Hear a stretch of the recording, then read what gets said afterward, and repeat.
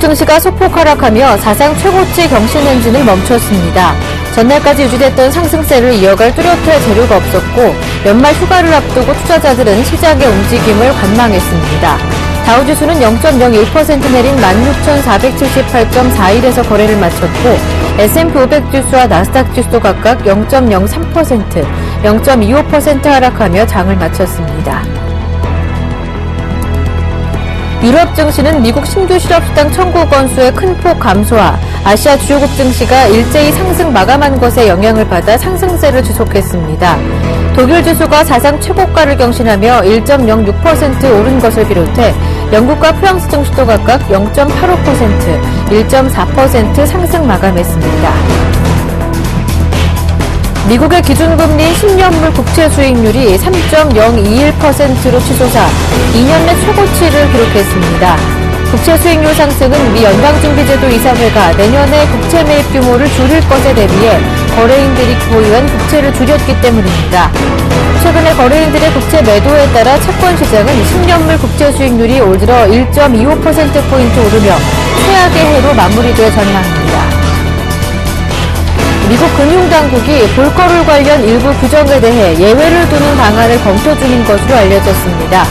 볼거룰 승인 후 관련 소송이 제기되는 등 법적 다툼이 본격화 조짐을 보이자 금융당국이 볼거룰 적용 완화를 고민하고 있는 것입니다. 전미은행가협회는 지난 24일 워싱턴 법원에 볼거룰 효력 정지를 요구하는 소장을 워싱턴 연방법원에 제출했습니다. 전미은행협회는 볼거룰 때문에 중소형 은행들이 신탁 우선증권을 강제 매각해야 하는 상황에 처했으며 이에 따른 손실이 6억 달러에 이를 것이라고 주장했습니다. 소송 제기 후 당국은 은행들이 신탁 우선증권을 헐값에 강제 매각하는 것은 당국이 원하는 것이 아니며 당국이 추구하는 것은 구조조정이라는 입장을 은행들에 전달했습니다. 미 연방준비제도가 양적 완화 축소에 돌입한 가운데 유로존의 유럽중앙은행도 기준금리를 추가 인하하지 않겠다는 방침을 밝혔습니다. 마리오 드라기 유럽중앙은행 총재는 독일 슈피겔과의 인터뷰에서 유로존 경제위기가 끝난 것은 아니지만 각국의 무역 수지와 재정이 흑자로 돌아서는 등 긍정적인 신호가 많이 포착되고 있다며 지금으로서는 기준금리를 내릴 필요가 없다고 밝혔습니다.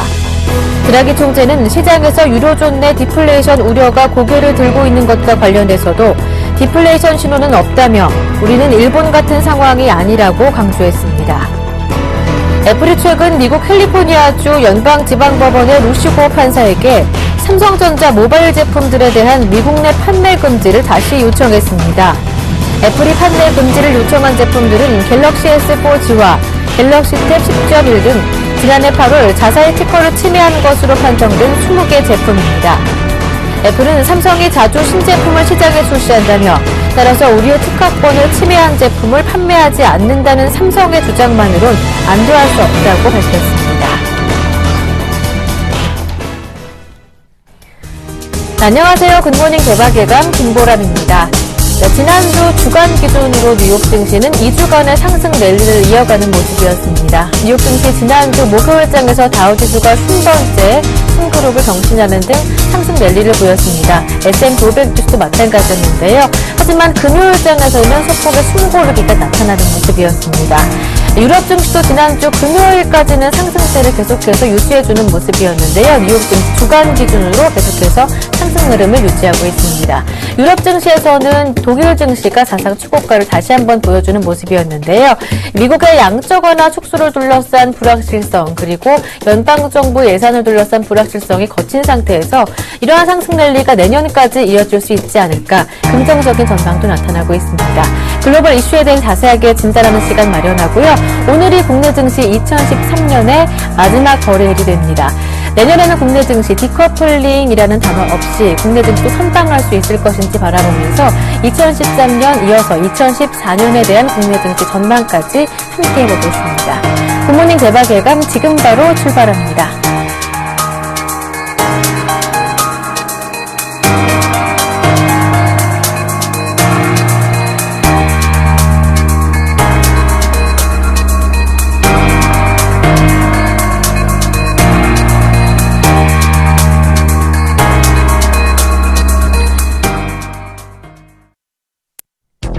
오늘 글로벌 이슈 진단 순서에서는 키워드로 본 2013 뉴욕 증시 우위와 금 추락 등에 대해 짚어보면서 내년 증시를 이끌 변수는 무엇이 있는지 알아보겠습니다.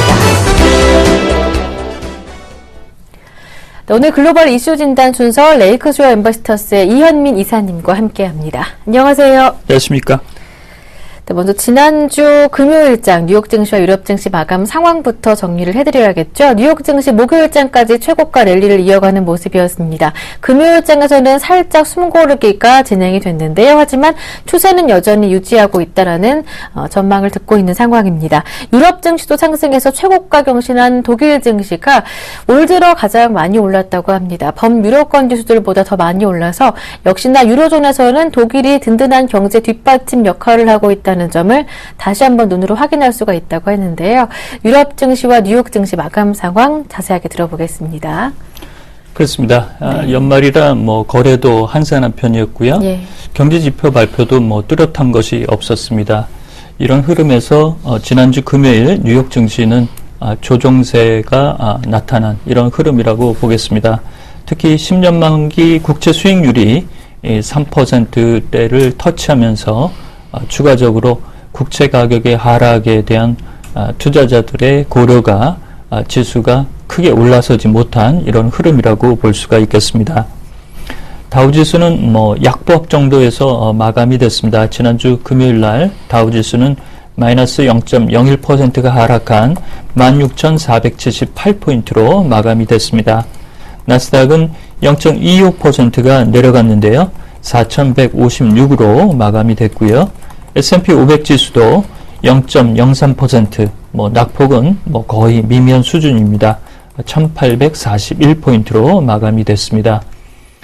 또한 유가는 0.8%가 오른 배럴당 $100 32센트로 올해 마감가로 보면 $100에 오래간만에 올라선 모습인데요. 뉴욕이 특히 미국 시장에서 유류의 재고가 현재 추운 겨울 날씨 탓으로 빠르게 소진되고 있다는 점, 이런 점이 유가를 조금 끌어올린 내용이라고 볼 수가 있겠습니다. 앞서 말씀을 드렸는데요. 미 10년 만기 국채 수익률이 금요일날 1bp 정도 수준이 오른 장중에 3.03%까지 터치가 됐습니다. 달러 인덱스는 80.39 수준에서 크게 움직이지 않고 있고요. 엔달러 환율이 105엔대로 이제 이틀째 거래가 나타난 이런 흐름이라고 보겠습니다. 앞서 앵커께서 말씀을 좀 주셨는데요.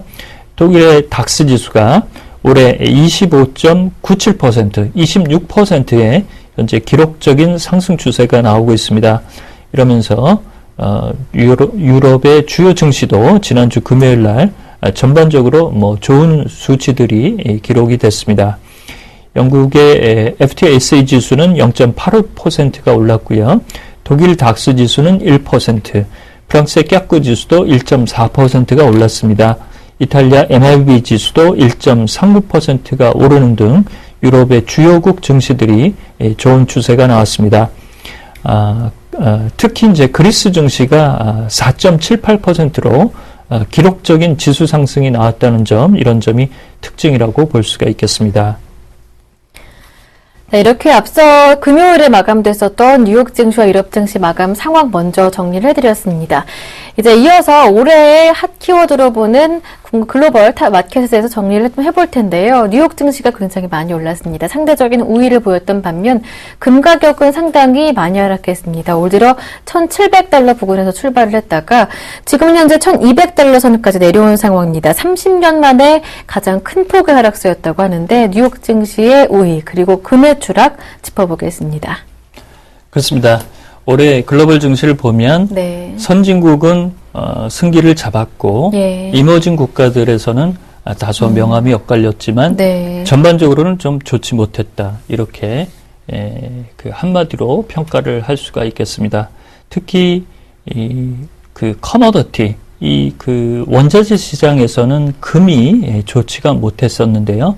천연가스 가격은 상당폭 올랐지만 금은 올해 내용만으로 보면 최근 10년간의 움직임으로 봐도 좋지 않은 수치가 나왔습니다. 금 가격은 올해 27.5%가 하락이 됐는데요. 지난해 말 온스당 1675달러 35센트에서 지난 금요일 마감가는 온수당 1210달러에서 마감이 됐습니다. 하락률은 27.5%, 그 하락 수치로 봐도 461달러가 현재 떨어진 수치입니다. 이렇게 금 가격이 외면을 받은 부분은 역시 투자은행의 일부 헤지펀드와 그 다음에 헤지펀드의 움직임 동향이 투기적 수요를 거둬들이고 엔화에 투자하고 선진국 주식에 투자하는 이런 그 경향이 나타나면서 금 가격이 현재 지지세를 받지 못한 이런 흐름이라고 볼 수가 있겠습니다. 또한 재미있는 올해 내용 중에 하나로 다시 상기시켜 드리자면 네. 이 버냉키 의장이 금 가격에 대한 그 질문을 일부 기자로부터 받은 적이 있었는데요. 네. 금은 달러의 대체 자산으로 보지 않는다라고 얘기를 한 바가 있습니다. 상당히 시장에서 바라보는 식견과 다른 지점을 말을 했다는 점, 이런 점이 올해 특징이라고 볼 수가 있겠고요. 뉴욕 증시 다우지수는 올해 25.75%가 올랐고 나스닥은 37.65%, S&P 500 지수는 29.11%가 올랐습니다. 여기에 더불어서 니케이 지수가 55%의 기록적인 상승세가 올해의 특징이라고 볼 수가 있겠고요. 앞서 독일 닥스 지수도 말씀을 드렸는데요.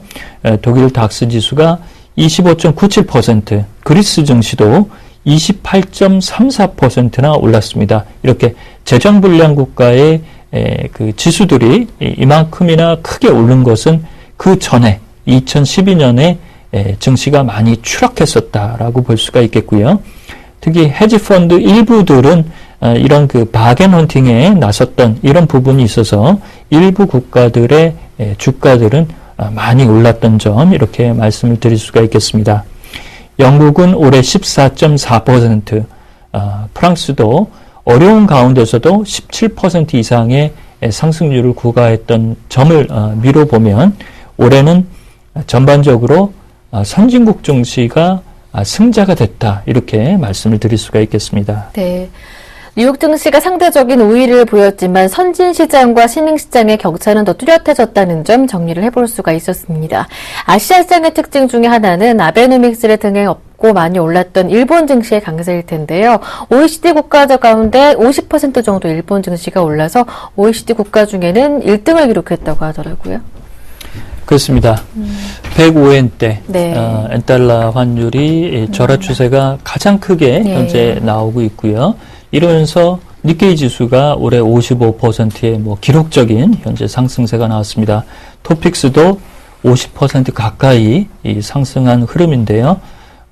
올해 일본의 니케이 인덱스만 투자를 했어도 50% 이상의 상승률을 구가할 수 있는 이런 내용이라고 볼 수가 있겠습니다. 그렇지만 앞서 저희가 좀 말씀을 드렸는데요. 이머징 마켓은 표정들이 이제 다소 엇갈렸고요. 상해 지수는 올해 7.4%로 좋지 못했고요. 터키 증시는 17.5%, 이스탄불 증시가 별반 좋지가 못했습니다. 인도네시아 자카르타 증시도 올해 9% 마이너스를 기록을 하면서 좋지가 못했고요. 우리 그 투자자들도 많이 투자를 하는 브라질 증시는 15.9%나 내려갔습니다. 이 경상수지 적자를 구가하고 있는 인도네시아, 인도, 브라질, 호주 이런 증시들에 대한 내년도의 시각도 상당히 조심스럽게 가져가야 될 것으로 볼 수가 있겠고요. 반면 인도는 루피아의 부진에도 불구하고 올해 센섹스 지수는 9%의 상승률은 나타냈습니다. 홍콩 항생지수는 2.5% 상승에 그쳤고 싱가포르 스트리트 지수도 마이너스 0.5%, 한국의 코스피는 지난해 말 1997포인트에서 지난주 금요일 2002포인트였는데요.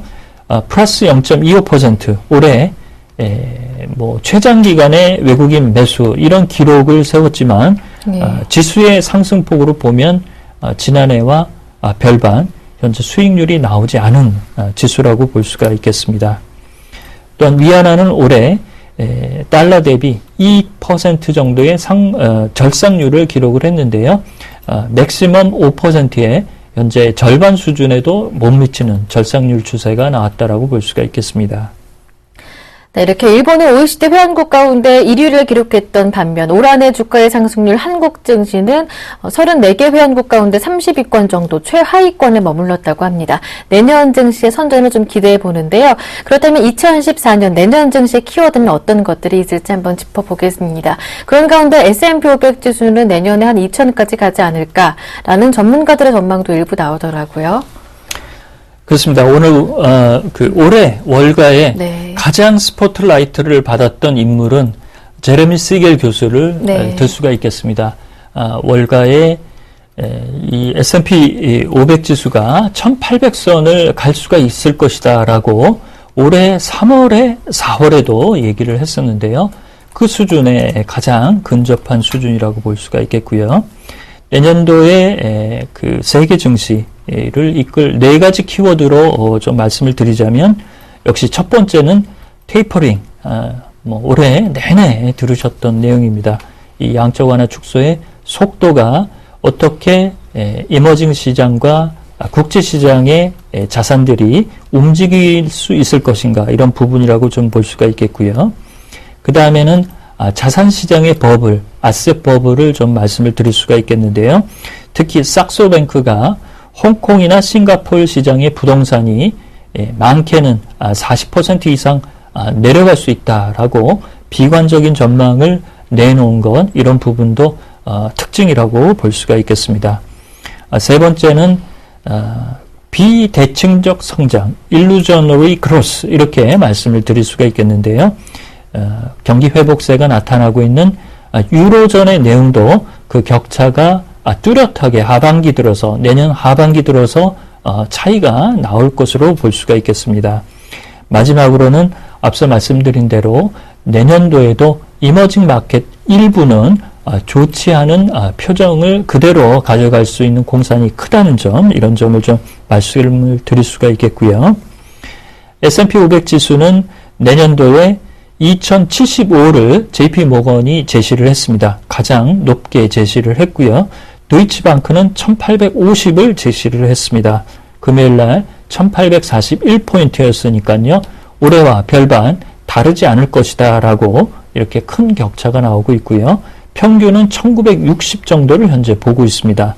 시티나 골드만삭스, HSBC, 그 다음에 바클레이스가 1900 정도를 보고 있고 2000선 이상을 보는 쪽은 모건 스탠리와 뱅크 오브 아메리카 이런 정도로 현재 정리를 좀 할 수가 있겠고요. 마지막으로 이제 우리 시장입니다. 네. 우리 시장은 3분기 때 어닝이 좋지 못했고 4분기 때도 현재 기대만큼은 좀 올라오지 못하고 있는 부분이고요. 따라서 내년도에 현대차와 삼성전자 얼마나 외풍에서 선전할 것인가, 이런 부분이 국내 증시의 매력도를 결정할 변수라고 볼 수가 있겠습니다. 네. 일본의 재계, 일본 경제단체 연합회에서 내년에 기본급을 인상하겠다라는 발표를 냈습니다. 6년 만의 인상인데요. 내년 경기 회복에 대해서 그리고 영업이익에 대해서 굉장히 긍정적인 시각이 나오는 것 같습니다. 그렇습니다. 아베노믹스의 가장 마지막 현재 어려운 부분이 어쩌면 잘 풀릴 수 있는 기미가 현재 보이고 있습니다. 일본의 게이달렌, 우리나라로 치면 이제 전경련에 해당하는 단체라고 볼 수가 있겠는데요. 내년도에 기본급 인상을 해도 좋다, 이렇게 경영노동정책위원회 보고서 이 봄호에 이런 부분을 현재 삽입할 것으로 예상을 하고 있습니다. 29일 날 요미우리 신문이 이를 보도를 했는데요. 내년도에 소비세 인상 이런 부분이 있기 때문에 약 3.2% 정도 수준의 기본급 인상을 6년 만에 인상할 것을 현재 독려를 하고 있습니다. 이에 대해서 일본의 내각부도 매우 적절한 조치고 이를 환영한다라고 얘기를 하고 있습니다. 일본은 현재 아베 총리가 야스쿠니 신사를 참배를 하면서 중국에서는 일본 제품의 불매 운동까지도 현재 이런 기미가 나오고 있는데요. 특히 지난주 금요일 날 혼다나 일본 도요다의 그 내용들이 홍콩 증시에서 5% 이상 폭락하는 등 이런 홍역을 현재 치르고 있습니다. 어려운 가운데서도 아베노믹스의 실패는 우리나라에도 그 부정적 여파가 크다라고 볼 수가 있겠습니다. 이런 점에서는 소프트 랜딩, 일본이 아베노믹스의 소프트 랜딩을 가져갈 수 있는 부분을 좀 기대한다라고 볼 수가 있겠고요. 계속적인 엔화의 약세, 이런 부분이 우리 증시에 계속적으로 내년에도 걸림돌이 될 것으로 볼 수가 있겠습니다. 네. 내년에도 당분간은 더 엔저에 대한 부담은 국내 증시에 작용을 할 것으로 전망이 되고 있는 상황입니다. 오늘 글로벌 이슈 진단 순서 여기에서 마무리하겠습니다. 레이크쇼어 인베스터스의 이현민 이사님과 함께했습니다. 고맙습니다.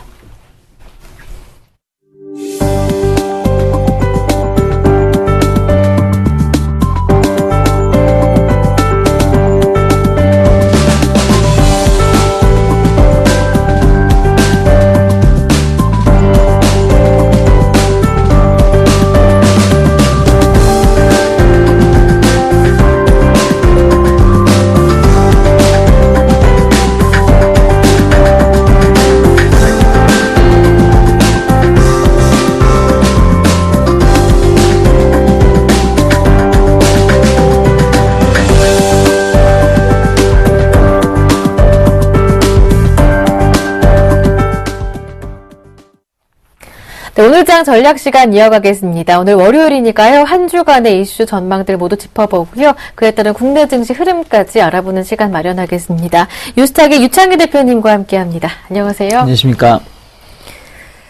네, 지난주 금요일장 국내 증시 흐름부터 좀 정리를 해볼 필요가 있겠습니다. 지난주 금요일장 배당락일이었는데요. 그 때문에 기관의 매수는 끊긴 상황이었지만 그래도 코스피가 2,000을 보여주면서 마무리됐습니다. 코스닥은 500을 보여주지는 못했지만 그래도 1.6% 정도로 큰 폭으로 올랐더라고요. 네, 지난주 증시 자체가 나쁘진 않았어요. 네. 그러니까 어쨌든 해외 증시가 연일 상세를 이어갔다는 부분들이 우리나라 증시에도 약간 소규모 랠리를 보일 수 있었던 요인이 아닌가 생각을 좀 하고 있고요. 코스피 같은 경우는 일단은 중요 저항대를 이제부터는 좀 체크를 해야 되는 구간에 놓여 있다. 무슨 얘기냐면은 어쨌든 이제 2,000포인트 때만 오게 되면은 좀 반등이 좀 미약해지는 모습을 띄었었고 2,000포인트가 약간 저항으로 작용했던 경우가 많았기 때문에 지난주는 여기에 대해서 이제 정말 이게 저항인지 아니면은 선진국처럼 좀 돌파시키면서 갈 수 있는 구간인지에 대해서 약간 맛보기의 모습이었더라면 이번 주는 이런 부분들이 정확하게 저항이었는지 아니면은 그게 아니었는지를 확인할 수 있는 하나의 발판을 제공했다라고 말씀드리고 싶고요.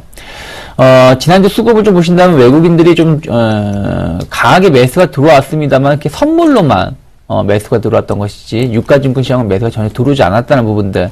그 다음에 이제 앞으로는 이런 선물의 움직임이 향후의 증시의 방향성을 제시할 수 있는 하나의 중요한 포인트가 될 수 있다는 거를 제시했다는 거 좀 체크하셨으면 좋겠고요.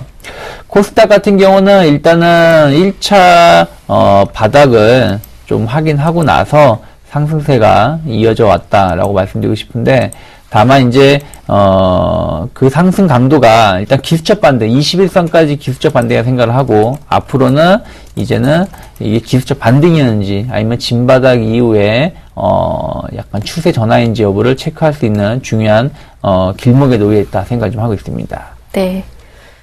지난주 금요일까지 국내 증시 흐름 한번 정리를 해봤습니다. 잠시 뒤에 국내 증시 앞으로의 전망 모두 자세하게 알아보겠고요.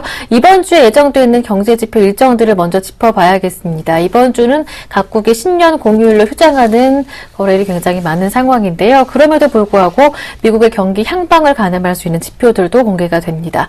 대부분 시장에 악재로 작용할 요소는 없다라는 전문가들의 평가도 있는데요. 자세한 일정들 정리해볼게요. 네, 이번 주는 뚜렷한 경제지표 발표가 많지는 않아요. 네. 왜냐면 연말 이제 그 휴일이 대부분 한 이틀 정도 혹은 3일 정도 이렇게 징검달의 연휴가 있다 보니까 네. 경제지표 발표가 많지 않은데 오늘 같은 경우는 미국 11월 잠정주택 판매지수 발표를 앞두고 있고요. 12월 31일 화요일에는 미국 10월 케이스실러 주택가격지수, 그리고 미국 12월 시카고 PMI 지수, 그리고 12월 컨퍼런스 보드 소비자 신뢰지수 발표를 앞두고 있고요. 그 다음에 1월 1일은 경제지표 발표가 없고요. 1월 2일에는 미국 주간 MBA 모기지 신청 건수, 주간 신규 실업상 청구 건수, 미국 12월 마켓 제조업 PMI 확정치, 그리고 미국 12월 공급자 관리협회 제조업 PMI 지수, 미국 11월 건설 지출 동향이 발표를 앞두고 있고 1월 3일에도 경제지표 발표는 없습니다. 네. 네, 이제 내일은 폐장일이 될 거고요. 1월 1일도 마찬가지로 국내 증시는 휴장을 하게 되는데요. 그런 가운데 이번 주에 좀 주목해봐야 할 경제지표가 있다면 어떤 것들을 찝어낼 수 있을까요? 일단은 오늘 발표가 될 네. 그 미국 11월 잠정주택 판매지수 좀 보셔야 될 필요가 있지 않을까 생각하고 있고요. 왜냐면 주택 경기가 좀 회복세를 이어갔기 때문에 그런 것이 좀 더 이어질 수 있는지 여부를 좀 보셨으면 좋겠고요. 그 다음에 이제 내일이 좀 중요하다 생각을 하고 있는데, 내일 이제 10월 케이스실러 주택가격지수, 미국 12월 시카고 PMI 지수, 미국 12월 컨퍼런스 보드 소비자 신뢰지수를 좀 보시는데, 시카고 PMI 지수하고 컨퍼런스 보드 소비자 신뢰지수, 어쨌든 미국의 경제 지표가 양측하나 축소가 이루어지고 나서도 경제 지표가 계속 좋다라는 게 확인이 되면서 예. 주가가 상당히 강하게 올라왔었는데, 이러한 시카고 PMI 지수와 컨퍼런스 보드 소비자 신뢰 지수 같은 부분들은 이제 미국의 민간인들, 약간 경기 회복을 체감할 수 있는 사람들에 대해서의 경기 전망이기 때문에 이러한 부분들이 경제 지표에 맞춰가지고 이런 부분들이 실물 경제에도 이어지는 여부가 좀 중요하게 변수가 될 수 있다라는 거 체크하셨으면 좋겠고, 그 다음에 이제 목요일에 발표될 미국 주간 MBA 모기지 신청 건수, 미국 12월 마켓 제조업 PMI 확정치, 그리고 12월 공급자 관리협회 제조업 PMI 지수가 좀 중요하다. 그러니까 화요일 같은 경우는 약간 개인 관련한 경제 지표, 그리고 목요일 같은 경우는 약간 이제 공급자, 제조자, 기업 관련된 경제 지표 발표를 앞두고 있다는 거 체크하셨으면 좋겠습니다. 네.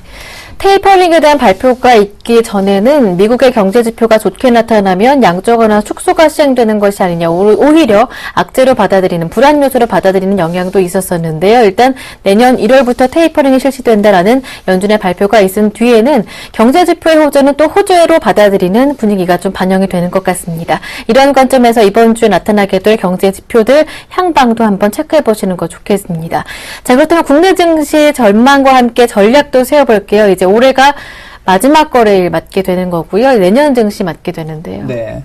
그러니까 지난주 같은 경우는 약간 이제 경기 민감주 위주로 해서 순환매 장세가 좀 발생을 했었고요. 그리고 해외 증시 좋다 보니까 중소형주, 그러니까 좀 코스닥이 반등을 보이면서 중소형주가 좀 강세를 띄었었는데, 이번 주 우리가 좀 체크해야 될 부분들은 뭐가 있냐면은 여전히 이제 환율하고 엔화 관련된 움직임을 좀 체크해야 되지 않을까 생각을 하고 있습니다.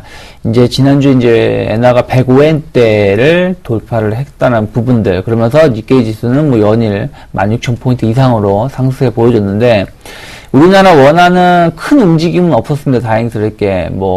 다행히 워낙 강세가 아니었다는 것만 해도 조금 한숨을 돌릴 수 있었던 상황이었는데, 어쨌든 이러한 움직임이, 엔화 약세가 급격히 이루어지진 않을 거라 생각을 해요. 왜냐면 엔화 자체가 내일 당장 120엔까지 가지는 않을 것이기 때문에, 완만한 상세를 보여주는 가운데, 원화의 움직임, 또 그와 관련된 시장의 반응을 좀 체크를 해야 되지 않을까 생각을 하고 있고, 다만 이제 지난주에도 좀 긍정적으로 주가가 움직였는데, 어쨌든 이제 오늘이 지나면 또 내년인 2014년이 다가오고, 또 연초에 대한 기대감이 작용할 수 있을까 생각을 하고 있어요. 그래서 연말 연초 관련해서 주가 자체는 좀 긍정적으로 움직일 수 있지 않을까 생각을 좀 하고 있고요.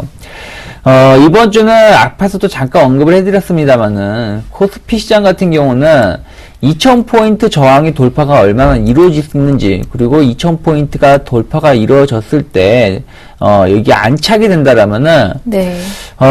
연초 랠리라고 말하긴 좀 힘들겠지만 지금과 같은 상승 추세가 조금 더 이어지면서 2560포인트 그리고 연초 랠리가 발생한다라면 2100포인트까지도 올라갈 수 있는 중요한 변곡에 놓여 있기 때문에 2000포인트 돌파 여부를 좀 중요하게 체크를 하셨으면 좋겠고, 코스닥 같은 경우는 아까도 말씀드린 것처럼 이게 이제 가바닥이냐 진바닥이냐 얘기가 좀 나올 수 있어요. 근데 어찌됐든 21선까지의 기술적 반등은 성공을 했다는 부분들, 그러면 이제부터는 495포인트가 안착이 된다라면, 제 지난주까지는 495포인트 돌파가 상당히 중요하다 말씀드렸고, 이번 주부터는 495포인트 혹은 490포인트 초반이 지지가 되는지, 그럼 지지가 된다라면은 차트 자체적으로 쌍바닥이 발생되면서 주가가 올라갈 수 있는 하나의 길목에 놓여 있기 때문에 495포인트 안착 여부를 확인하면서 코스닥 관련된 종목군들 중소형주 대응하시면 좋지 않을까 생각을 좀 하고 있고요. 수급 쪽으로 보신다라면은 외국인 수급이 상당히 중요합니다. 어찌됐든 유가증권 시장은 전혀 매수세가 들어오지 않았습니다만은 선물을 통해서 연일 지난주 월요일부터 한 4,000계약, 5,000계약씩 순매수가 강하게 들어오면서 한 2만 계약의 순매수가 들어왔거든요. 그렇다면은 어쨌든 이제 연말, 월말 윈도우 드레싱이 끝난 상황에서 외국인의 선물 매수가 계속해서 이어진다라면은 이것이 이제는 유가증권 시장 쪽을 통해서 현물 쪽으로 강하게 매수가 들어올 수 있는 하나의 중요한 포인트가 될 수 있다 생각을 하고 있습니다.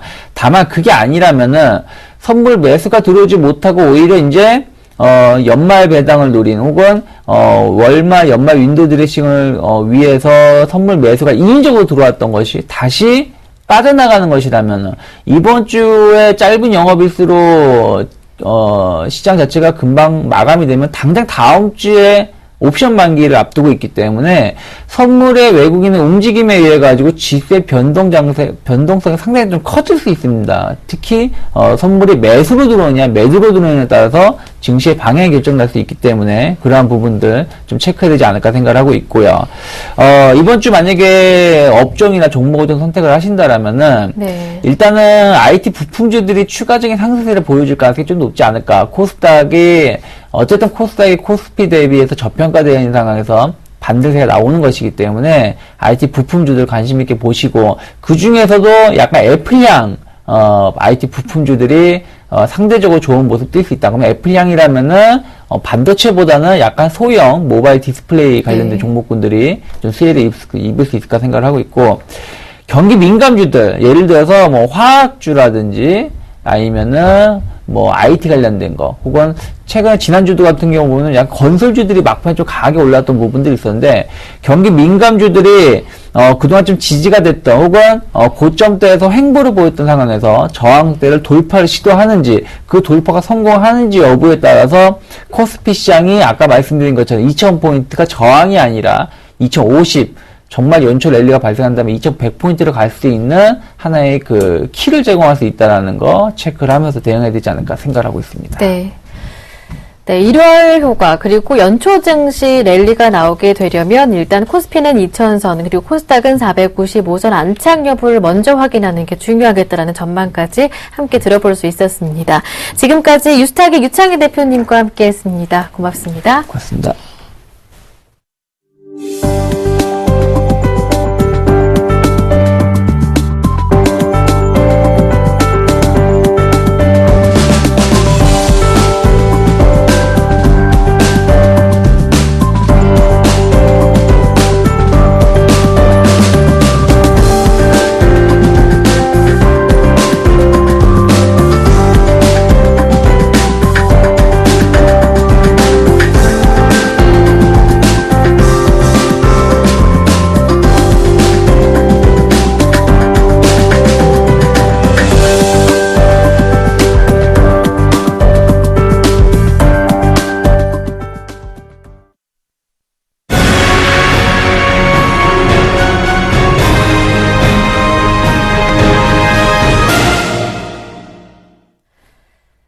마지막 거래일을 앞두고 있는 상황입니다. 그래서 오늘은 김동섭 이사님과 함께 내년 2014년도 글로벌 증시의 대전망에 대해서 알아보는 시간 마련을 했는데요. IM투자증권 김동섭 이사님 모셨습니다.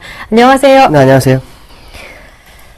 자, 먼저 뉴욕 증시에 대한 전망부터 알아보겠습니다. 앞순서에서 뉴욕 증시가 올 한해 많이 우위를 거뒀다라는 평가를 한번 내려본 기억이 있는데요.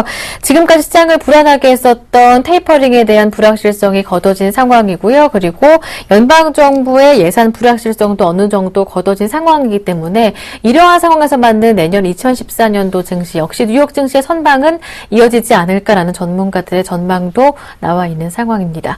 어떻게 보시는지요? 일단 미국장 2014년도는 상고하저 네. 가능성을 열어두시고 보시면 좋을 것 같습니다. 왜 하저로 볼 수밖에 없냐면 지금 그 유동성 공급이 되고 있는 그 약 850억 불이 1월부터 줄어듭니다. 그러니까 유동성이 줄어든다는 것은 이 테이퍼링이 완전히 유동성 공급을 없앨 확률이 높습니다. 그렇게 되면 다음 단계로 가는 것은 이제 테이퍼링이 아닌 그동안 이제 그동안 이제 공급했던 돈을 다시 흡수하는 그런 어떤 돈을 걷어들이는 정책을 필요한 확률이 굉장히 높죠. 그렇기 때문에 사실은, 테이퍼링이 진행되는 기간, 유동성이 계속 공급되는 기간 동안만큼은 아마 주가 상승을 한번 예측을 해야 될 것 같고요. 특히 이 부분에 대해서만큼은 상당한 좀 상승까지도 생각을 하면서 접근을 해볼 필요성이 있다. 왜 그러냐면 유동성 공급이 이제 곧 끝날 거라면 이 유동성 공급을 통해서 주가를 끌어올렸던 어떤 기존의 시장 어떤 메이저들 입장에서는 이 기회를 놓치지 않을 것이다 라는 부분이죠. 그렇다면 결국은 에반스로 해서 실업률 6.5% 될 때까지 공급이 진행될 거기 때문에 그 시점까지는 주가가 올라갈 것이다. 근데 실업률이 현재 7%라는 거죠. 그렇다면 6.5%까지 가는데 걸리는 시간은 아마도 6개월 남짓, 길면 7, 8개월 정도 예상이 됩니다. 그래서 아마 그 시점까지는 테이퍼링이 마무리될 거기 때문에, 그 시점까지는 그나마 몇백억 불이라도 매달 시장에 자금이 공급되고 있다. 그 얘기는, 그 시점까지 주가가 상승할 것이고, 그 이후에, 새로운 정책, 그동안 풀었던 돈을 걷어들일 정책을 필 거라는 불안감이 네. 시장을 끌어내릴 확률이 높다라고 보셔야 될 것 같고요. 제가 볼 땐 미국은 마지막 불꽃 태우기 한번 할 것 같습니다. 예. 지난번에 제가 16,800을 얘기했었는데 일단 그건 지나갈 것으로 예상이 되고 있고요. 거의 한 19,000대 한번 보지 않겠느냐. 그렇다면 미국이 올해 엄청난 상승했는데 그 상승분이 일단 연간으로 본다면 2014년도로 그렇게 높진 않겠지만, 상고 하저 입장에서 봤을 때는, 상고 입장에서는 상당폭 상승을 할 확률을 좀 열어두고 보시는 게 좋지 않을까, 이렇게 판단하고 있습니다. 네. 내년부터 미국에서 유동성 공급을 줄이는 수순을 밟게 되기 때문에 뉴욕 증시는 상고 하저가 되지 않을까. 2014년도 내년 증시 전망을 내주셨습니다. 그렇다면 옐런호가 이끄는 테이퍼링 속도는 내년에 어떻게 진행될지 궁금합니다. 저는 그게 사실 되게 우려스럽습니다. 네. 왜냐하면 이 옐런이 사실은 그 양적 완화를 계획을 벤 버냉키 기자가 하면서 설계를 거의 다 했습니다. 그래서 그가 이제 이 연준 의장이 되게 되면 양적 완화를 좀 더 강화할 수도 있겠다라는 생각을 했는데 벤 버냉키 기자의 임기를 마치기 한 달 남겨놓고 테이퍼링을 진행함으로 인해서 네. 자네 델런이 할 것이 없어졌습니다. 자네 델런이 할 수 있는 것은 일단 연준의 의원들을 장악을 하는 것이 1차 목표가 되겠죠. 근데 지금 그 연준 내에서 테이퍼링이 강하게 진행이 되면서 그것이 계속 의논이 된다면 그럼 자네 델런 입장으로서는 강력한 테이퍼링을 갈 수밖에 없을 거다. 왜? 그들을 조절하려면 그들의 의견을 존중하면서 가는 방법밖에 없다라는 거죠. 그래서 이것이 상당히 저는 우려스럽다라고 말씀드릴 수 있고요. 그 얘기는 결국 시장의 생각처럼 테이퍼링이 서서히 에반술에 맞춰서 갈 거다라는 생각을 하는 것은 오류일 수도 있다라고 판단하고 있고, 오히려 굉장히 빠른 속도로 시장의 테이퍼링 가능성이 있지 않느냐. 결국 비둘기가 변종 매로 변할 확률을 좀 열어두고 보시는 게 좋을 것 같고요. 예. 그것이 될 경우에 이제 시장에는 충격으로 올 확률도 있다라는 거죠. 그렇지만 일단 테이퍼링 축소 전까지만큼은 아마도 시장은 경기의 어떤 활성화, 회복 기대감이 시장에 계속 반영될 수 있는 소지가 크지 않겠느냐라고 생각해야 될 것 같습니다. 네. 자넷 옐런 차기 연준 의장 지명자, 연준 내부에서 내년에 매파와의 힘겨루기는 진행되겠지만 일단 강한 테이퍼링이 나오지 않을까, 비둘기의 변종 매파로의 변화가 좀 있지 않을까 이렇게 전망을 해주셨습니다. 일단 뉴욕 증시는 그래도 막판 불꽃 태우기는 있을 것이다 말씀해 주시면서 19,000원까지 다워보게 되지 않을까 이런 말씀도 해주셨었는데요. 뉴욕 증시 전망은 여기에서 한 단계 좀 마무리를 하고요. 유럽 쪽으로 좀 시선을 돌려보겠습니다. 유로존 경제 회복에 대한 회의적인 입장을 그동안 누누이 좀 유지를 해주셨었는데요. 올 한해 독일 증시 보니까요, 범유럽권 지수보다 더 많이 올라서 여전히 독일이 유로존의 경제 회복세를 뒷받침하고 있다는 것을 눈으로 다시 한 번 더 확인을 해볼 수가 있었습니다. 독일 증시는 최고가를 경신하는 모습이었는데, 그렇다면 내년 한 해에도 이렇게 독일 증시와 그리고 좀 재정이 불량한 국가들의 차별화는 계속해서 진행이 될 것인지, 이게 또 유럽 증시의 발목을 잡게 될 것인지 궁금합니다. 저는 사실 독일은 차별화가 계속 진행될 거라고 보여주고 있고요. 제가 이제 우려스러운 것은 그 프랑스. 예. 프랑스가 회복을 할 것이냐에 대한 주 포인트가 있습니다. 특히 이 프랑스는 유로존에서 경제 대국으로는 이제 독일 다음이기 때문에 프랑스가 살아나야만이 사실은 전체적으로 골고루 살아날 수 있지 않겠느냐라는 생각을 해야 되겠죠. 우리가 그 강남과 강북을 연결하는 다리가 있듯이 브릿지가 있어야 되듯이 프랑스가 아마 그 역할을 해야 한다라고 판단한다면 프랑스가 상당히 좀 고전할 확률을 좀 열어두고 보셔야 될 것 같고요.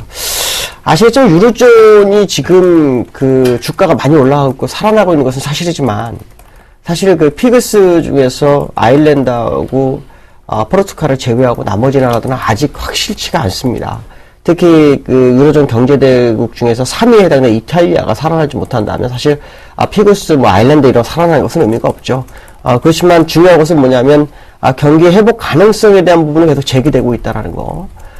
그러나 그 경기 회복이 정말 아니냐라고 본다면 제가 볼 때는 거짓말이다라고 보고 있습니다. 왜냐하면 실업률이 거의 10%가 넘죠. 전체 실업률, 평균 실업률이 10%가 넘고, 일부 국가 그리스라든가 스페인이라든가 이런 나라들은 22%, 25% 이렇게 되죠. 그러면 4명 중에 1명은 쉬어야 되는 그런 상황이죠. 그러니까 이런 정도로 본다 그런다면 상당히 어렵다. 특히 미래를 짊어져야 될 청년 실업률이 거의 50%에 육박하기 때문에 이런 부분 본다면 사실 지금 나오는 수치들은 어떻게 보면 참 믿어야 되냐 말아야 되느냐.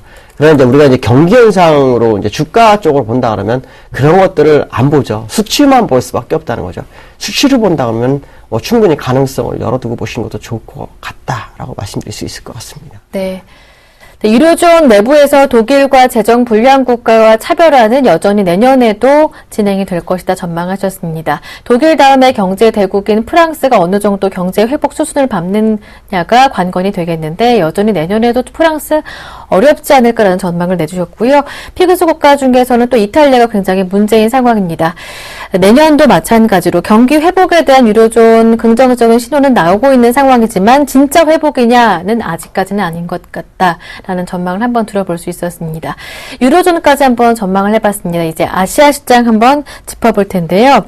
신흥국에서는 테이퍼링에 따른 또 신용등급 강등 도미노가 오는 것이 아니냐 우려도 만만치가 않은 상황입니다. 그런 가운데 한국 증시는 오히려 지난 5월부터 마찬가지로 차별화가 조금 진행되지 않을까라는 긍정적인 신호로 조금씩은 전망이 나오고 있는 상황인데요.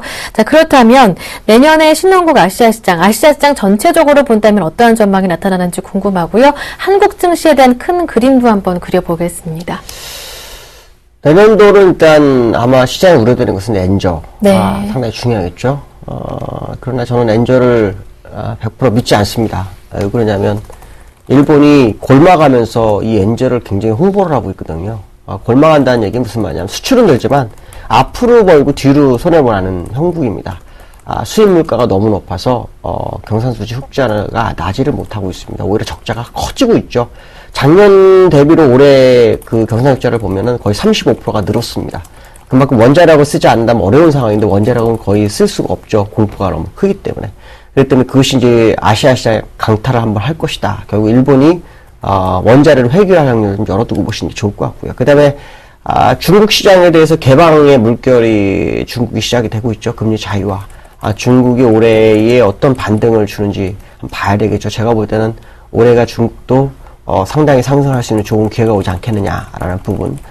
그 다음에 이제 우리나라에 대해서 기대가 저는 상당히 많습니다.